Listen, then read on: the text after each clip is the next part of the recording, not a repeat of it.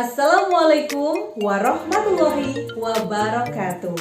Salam sukses, cerdas, cermat, sehat, tangguh, sopan, berdoa, sukses. Halo anak cerdas Indonesia, apa kabar? Semoga kabar kamu baik, sehat, dan tetap semangat ya untuk belajar mempersiapkan diri kamu sebagai generasi penerus bangsa. Jumpa lagi dengan saya, Ibu Siti Mariato. Nah, kali ini Ibu akan mengajak kamu belajar bersama-sama. Topik kita adalah jas merah. Jas merah? Ya, istilah yang dikenalkan oleh pahlawan Indonesia, beliau Insinyur Soekarno.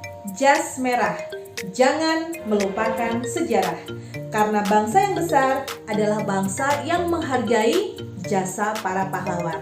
Nah, sebagai pelajar, cara menghargai jasa para pahlawan adalah dengan cara belajar mempersiapkan diri sebagai generasi penerus bangsa. Tapi jas merah kita kali ini bukan itu ya. Jas merah kita adalah menjaga sistem peredaran darah. Anak-anak, kali ini kita akan belajar bersama-sama ya, mengidentifikasi gangguan-gangguan pada organ peredaran darah beserta penyebabnya. Kemudian, mengidentifikasi ciri-ciri pantun beserta mencari tahu makna dalam sebuah pantun. Dan nanti terakhir, kita akan belajar bersama mengidentifikasi properti-properti yang digunakan dalam tarian daerah. Harapannya, setelah mempelajari materi kali ini, kamu mampu berbagi informasi kepada orang lain mengenai gangguan pada organ peredaran darah, serta menjelaskan penyebabnya. Kemudian, kamu mampu mengajak orang-orang di sekitar kamu untuk melakukan pola hidup sehat. Nah, dari mempelajari pantun, nanti diharapkan kamu mampu memahami ciri-ciri pantun. Selanjutnya, mampu menciptakan pantun karya kamu sendiri. Selanjutnya, setelah mempelajari properti yang digunakan dalam tarian daerah, kamu mampu menyebutkan macam-macam properti tarian daerah serta mampu menggunakannya dalam pentas tarian daerah.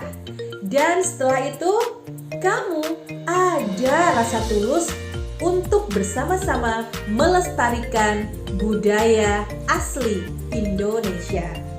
Oke, anak-anak, agar belajar kita berjalan dengan lancar, mari kita awali kegiatan kali ini dengan berdoa bersama-sama.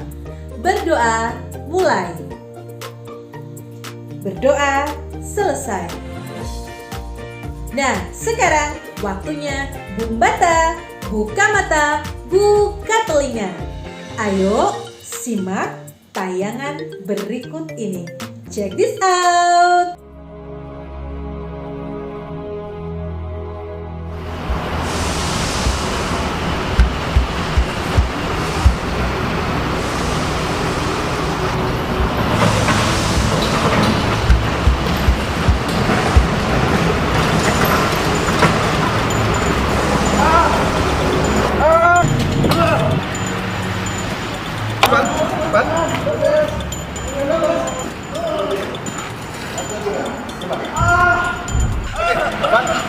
Napas dengan tenang, jangan tekan, tarik nafas. Pak. Tolong carikan medis Pak. Sepertinya teman kita kena jantung, Oke. Tolong diberikan bantuan dokter. Ivan, on. Terang Pan. Hidup apa? Terima kasih. Mas.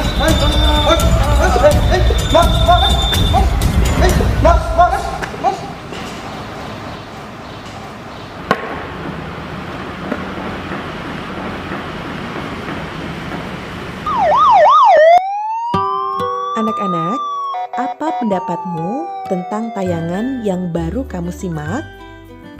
Sakit memang bukan kehendak kita, tetapi dapat dihindari dengan cara menjaga kesehatan sebagai bentuk tanda syukur kepada Tuhan. Lalu, apa jadinya jika tiba-tiba saja jantung kita berhenti? Di subtema 1, kita telah mengenal alat peredaran darah manusia. Jantung terletak di rongga dada dan di atas diafragma. Pembuluh darah terdiri dari 3 pembuluh darah, arteri, vena, dan kapiler, serta darah berfungsi sebagai alat pengangkut sari makanan dan oksigen ke seluruh tubuh dan sisa-sisa metabolisme ke organ ekskresi. Lalu, apa saja gangguan pada organ peredaran darah? Gangguan pada organ peredaran darah manusia dapat terjadi karena faktor keturunan seperti hemofilia dan talasemia. Karena faktor non-keturunan, ada anemia, hipotensi dan hipertensi, leukemia, dan jantung koroner. Faktor non-keturunan dapat disebabkan oleh pola hidup dan makanan yang tidak sehat. Hemofilia, gangguan disebabkan adanya kelainan yang menyebabkan darah sulit membeku jika terjadi luka. Talasemia, gangguan ini bentuk sel darah merahnya tidak beraturan. Hal ini menyebabkan daya ikat sel darah merah terhadap oksigen dan karbon dioksida menjadi berkurang. Apakah kamu mudah lelah dan sering merasa pusing? Bisa jadi kamu terkena anemia. Gangguan ini disebabkan rendahnya kadar hemoglobin dalam darah karena makanan yang dikonsumsi kurang mengandung zat besi. Hipotensi atau tekanan darah rendah disebabkan terjadinya penurunan tekanan darah. Hipertensi, tekanan darah tinggi, disebabkan naiknya tekanan darah diantaranya akibat penyempitan pembuluh darah. Leukemia atau kanker darah. Gangguan ini disebabkan karena tubuh memproduksi sel darah putih melebihi sel darah merah. Serta jantung koroner, gangguan jantung yang disebabkan oleh penumpukan lemak darah atau kolesterol darah pada arteri koronaria. Setelah mengetahui gangguan pada organ peredaran darah, mari lakukan pola hidup sehat untuk mencegahnya, seperti makan makanan yang bergizi, olahraga yang teratur, tidur dan istirahat yang cukup, hindari rokok, rutin check up kesehatan, mendekatkan diri pada Tuhan, dan selalu berpikir positif. Sekarang, ayo kita belajar bagaimana menghitung denyut nadi sendiri bersama Ibu Ika Damayanti, ahli medis dari Rumah Sakit Umum Daerah Banjarnegara. Assalamualaikum teman-teman, mari kita berlatih untuk cara menghitung denyut nadi kita sendiri. Caranya adalah 3 jari kita sebelah kanan kita tempelkan ke area namanya di sini adalah brachialis atau lengan. Cari yang ada denyutnya.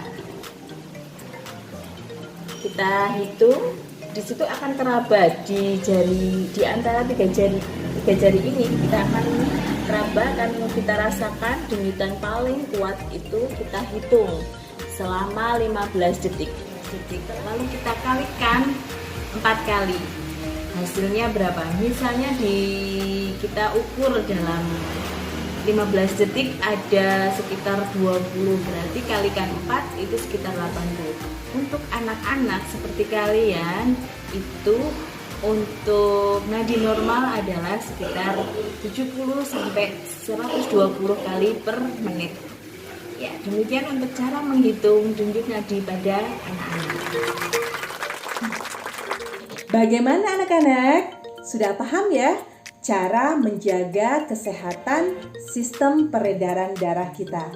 Ayo lakukan dan ajak orang-orang yang kita sayangi agar hidupnya semakin sehat. Beli buah dibuat acar, buah dibungkus bukan digantung. Kalau punya peredaran darah lancar, insya Allah tak kena serangan jantung. Membantu ibu memasak di dapur, buah dan sayur ditata berjajar. Tetap semangat, jangan mengendur. Kita fokus, lanjutkan belajar. Ayo, Simak pantun berikut ini. Pergi ke sawah membawa pacul, memanen padi tentulah untung. Nyeri di dada tiba-tiba muncul, itu pertanda gangguan jantung. Pantun adalah puisi lama yang memiliki aturan tertentu. Pantun berbeda dengan syair. Jika syair memiliki aturan bersajak A, dan lebih mengutamakan keindahan, lalu bagaimana dengan pantun ya? Ayo kita cari tahu. Berapa jumlah baris pada satu bait pantun?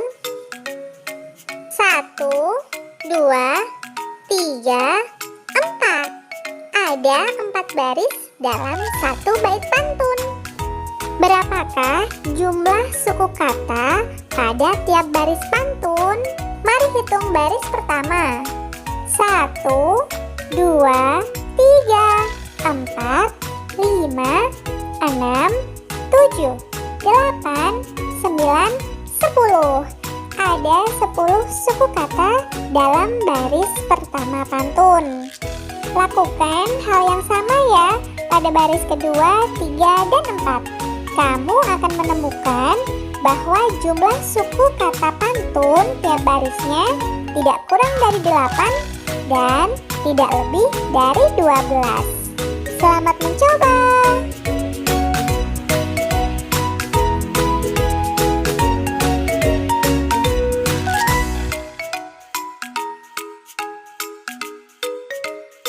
Perhatikan bunyi akhir pada tiap baris pantun.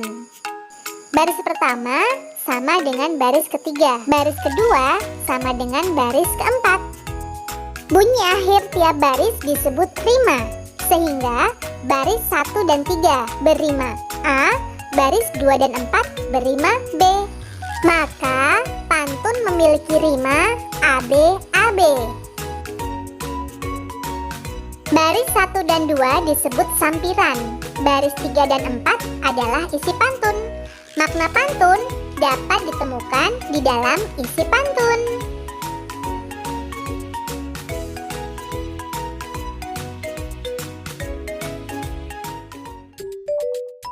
Bagaimana anak-anak? Apakah kamu sudah mampu membuat simpulan, ciri-ciri pantun, serta mengetahui isi dan makna pantun? Jika belum, jangan ragu untuk mengulang ya. Nah, anak-anak, tahukah kamu bahwa menari adalah salah satu cara yang dapat dilakukan untuk membuat jantung kita sehat? Apalagi menarikan tarian tradisional.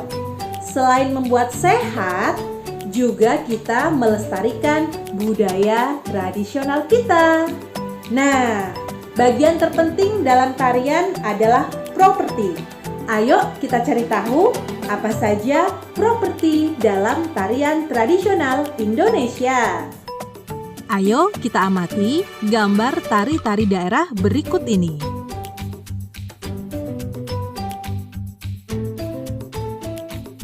Indonesia adalah negara kepulauan terbesar di dunia. Karena tersusun dari banyak pulau, maka beraneka ragam pula kebudayaannya, termasuk tari tradisional.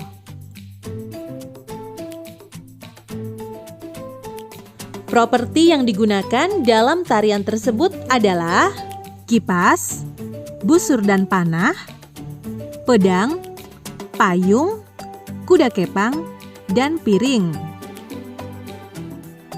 Apakah tari dapat dipentaskan jika properti tersebut tidak ada? Properti adalah segala kelengkapan dan peralatan yang digunakan untuk melakukan gerak tari dalam penampilan atau pentas tari. Jadi, properti sangat berpengaruh dalam pentas sebuah tari. Properti dapat terbuat dari kain, kayu, besi, plastik, tembaga, atau kulit. Properti ada juga yang merupakan bagian dari busana dan aksesoris seperti selendang, panah, keris, dan lain-lain. Selanjutnya, Ayo kita pahami perbedaan antara properti dengan kostum tari. Properti digunakan untuk memperindah gerak tari, agar pesan atau isi tari semakin mudah dipahami oleh penonton. Sedangkan kostum digunakan untuk memperindah atau mempercantik penampilan penari saat dia pentas. Wah, ternyata ragam tari daerah dan properti yang digunakan di Nusantara ini sangat banyak. Nah, untuk menambah pengetahuan kamu, ayo cari informasi sebanyak-banyaknya tentang tari daerah serta properti yang digunakan.